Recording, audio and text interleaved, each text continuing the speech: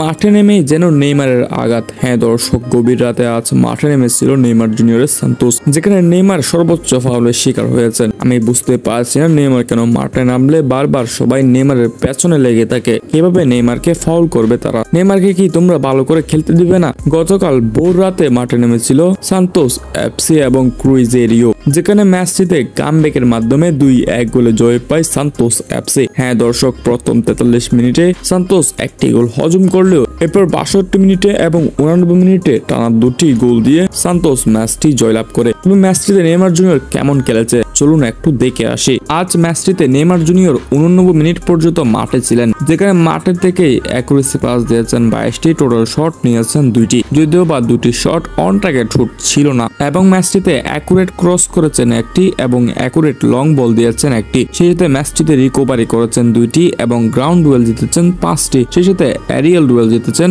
1টি। সর্বমোট তিনি 4বার ফাউলের শিকার হয়েছেন, অর্থাৎ পুরো ম্যাচের সবচেয়ে বেশি নেইমার ফাউলের শিকার হয়েছেন, যেটি সত্যি কষ্টের বিষয়। কারণ আমরা নেইমার জুনিয়রকে অনেকদিন পর ফিরে পেয়েছি, অনেকদিন পর তাকে 90 মিনিট পর্যন্ত মাঠে দেখছি। কিন্তু এভাবে যদি নেইমারের পেছনে ফাউলের দিকে লেগে থাকে তাহলে তো নেইমার ইনজুরি হয়ে যেতে পারে, হয়তো আবারও ব্রাজিল দল থেকে মিস হয়ে যেতে পারে নেইমার। অবশ্যই নেইমারকে এই বিষয়গুলো নিয়ে সতর্ক থাকতে হবে, কারণ বিগত ম্যাচেও এমন পরিস্থিতির শিকার হয়েছিলেন। ঠিক আজকের ম্যাচটিতেও সর্বোচ্চ ফাউলের শিকার হয়েছেন নেইমার জুনিয়র।